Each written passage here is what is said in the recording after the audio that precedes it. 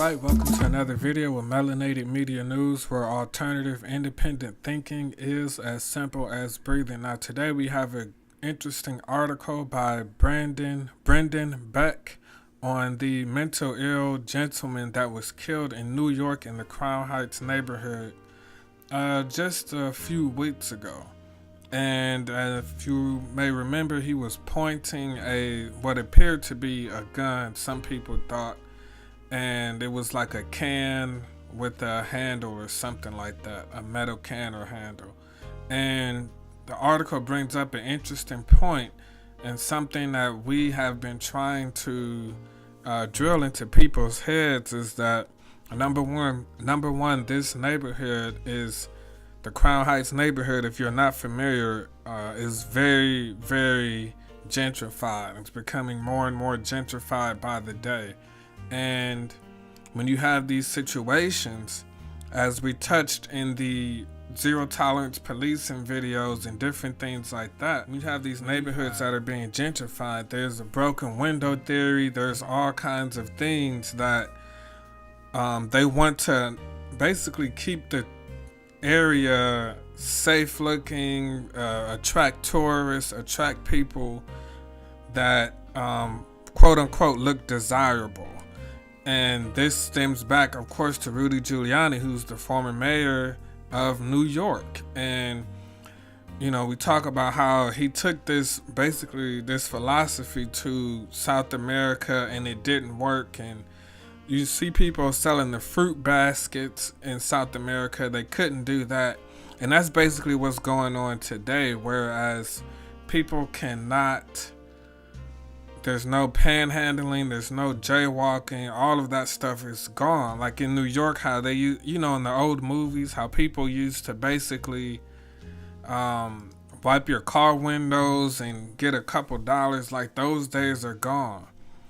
And it's not saying that he was begging for money or anything, but if you're not looking like a productive citizen, then you're not gonna be deemed as basically have any value or worth to society from their standpoint of gentrification and enforcing gentrification. Now, to briefly talk about the actual incident, what happened from this article, it appears that Saeed was very well known in this community, and the residents of the community knew that he had a mental illness. So there's two things with this situation, is that the officers who did this, they probably don't live in this community because maybe they can't afford it, number one. Maybe number two, with it being a black area, they don't want to live in the community. So that goes back to that debate where the officers should live in the community that they're policing so they can know and understand the people that they're policing. So that conversation even goes beyond a race situation. If you know that there's a mentally ill person in the area, regardless of what color, then you'll know that, okay, certain training needs to be implemented to deal with this situation rather than just a non-mentally ill person. Now, the other thing is with this situation is that the 311 calls, the non-emergency calls, the article says that there were 451 311 calls. And we did, I think in this same video, we point out how basically when the 311 calls go up, and they commonly go up in neighborhoods that are being gentrified, that is because this is what happened with the Tamir Rice situation. These non-emergency calls, here we go right here. And this video was put out, as you see, July 2017. So make sure you check it out. But, you know, the 311 calls, when they go up in these communities, these instances tend to happen. And this video in particular is talking about how, you know, this is a gentrified area in San Francisco. That's with the SF. And, you know, where you see the dark dots, that's where the neighborhoods is being gentrified, and that's where you see the 311 calls. So it's not like, they're calling the police. It's just the new wave is, well, it's a suspicious activity. The guy who was shot recently in Walmart, that was shot. The vehicle was shot 30 times. There was a call that it was a suspicious vehicle.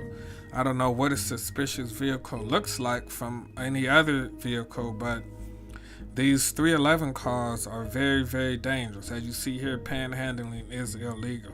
So this is what, when we talk about Rudy Giuliani and implementing the zero tolerance policing, gentrification, and as you remember, Alton Sterling, he was killed for selling CDs. Eric Garner, he was killed for standing outside, basically, with a cigarette. So if you're just standing around, if you're not looking productive, if you're not looking like a quote unquote contributor of society, if you don't look like you make a decent amount of money or anything, you're going to be not only discriminated against, but your life will possibly be in danger from something that's a non-emergency call. If it's a non-emergency call, how does something that's not non-threatening, how does something that isn't life-threatening end up with people that are dead if it's non-emergency? So that's just what I gotta say. And this is just in South America. It's just talking about the poverty rate and how people have to panhandle. They have to sell fruit. They have to come up with different ways to find ways to feed their family.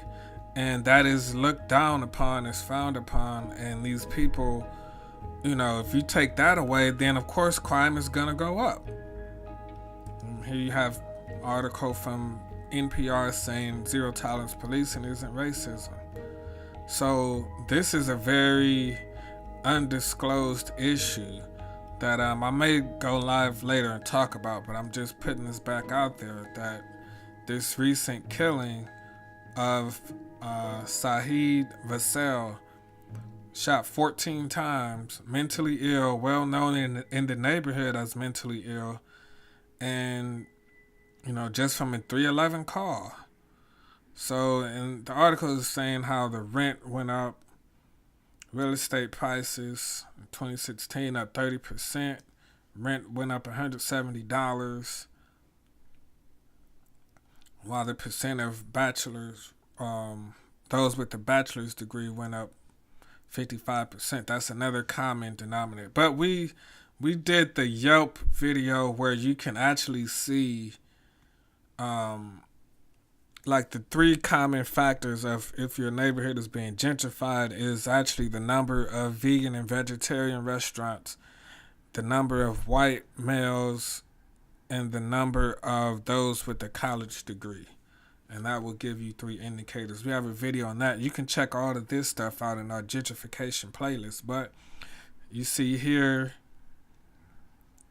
calls to the 311, but you notice it's not really on the outskirts in these areas. And you see, so again, if you're not looking productive, if you're just standing around, if you're just, for whatever reason, if you don't have a suit or a tie or some slacks on, or if you don't have a book bag looking like you're going to school or something, your life could be in danger. Now, yes, again, I'm not saying that there wasn't erratic behavior from the gentleman, but if we start implementing proper community policing policies where these officers would know who they're dealing with, then these situations could be avoided. So that's all I got for you. Stay tuned for more Melanated Media news.